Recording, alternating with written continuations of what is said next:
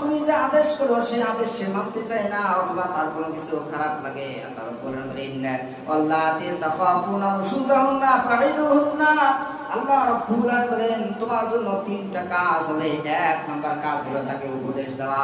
বলেন কি এক নাম্বার কাজ কি? না ধরেই চুরি মুটি? হ্যাঁ, এক নাম্বার কাজ হলো তাকে উপদেশ দেওয়া।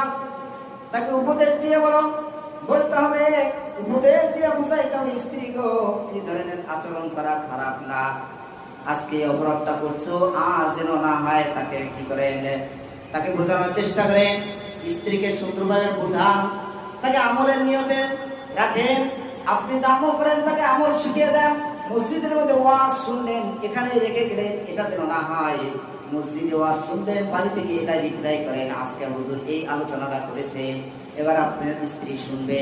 আমার ভাইরা, আল্লাহ রাব্বুল আলামিন এটা হাদিসে নয় কোরআনের কথা, সূরা নিসা আয়াত নাম্বার 34 রাব্বুল আলামিন বলেন আপনার জন্য এক নাম্বার উপদেশ হলো তাকে উপদেশ দেওয়া, স্ত্রীকে কি করা? উপদেশ দেওয়া। এরপর দ্বিতীয় নাম্বার হলো তার সাথে কি করা? সৎ ব্যবহার করে, তার সাথে সুন্দর ব্যবহার করে তার থেকে বিছনা আলাদা করা। উপদেশ কাজ হয় নাই, আপনি তাকে উপদেশ দিচ্ছেন, বুঝাচ্ছেন, অনেক কিছু বোঝাচ্ছেন, কিন্তু সে বুঝ মানতে না। তাহলে দ্বিতীয় ধাপ কি? তার থেকে কি করা?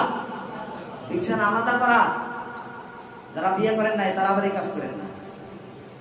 হ্যাঁ, বিবাহিত যারা আছেন তাদের জন্য উপদেশ, আর যারা যুবক আছে তাদের জন্য আলাদা উপদেশ আসবে। তাহলে দ্বিতীয় নাম্বার হলো কি করা? বিছানা আলাদা করা। আপনি অন্যদিক ফিরে থাকেন, আল্লাহ রাব্বুল আলামিন বলেন যদি তার মেধা ঠিক থাকে, যদি তার ভালোবাসা ঠিক থাকে, তাহলে সে এর মধ্যে ঠিক হতে পারে। বলেন সুবহানাল্লাহ। তৃতীয় নাম্বারের মধ্যে আসছে হালকা মারধর করা। যদি উপদেশ না মানে এক নাম্বার। দ্বিতীয় নাম্বার হলো কি করা? বিছানা আলাদা করা, শোয়ার রাস্তা আলাদা করা, তার সাথে মেলামেশা বন্ধ করে দেওয়া। নাম্বার 3।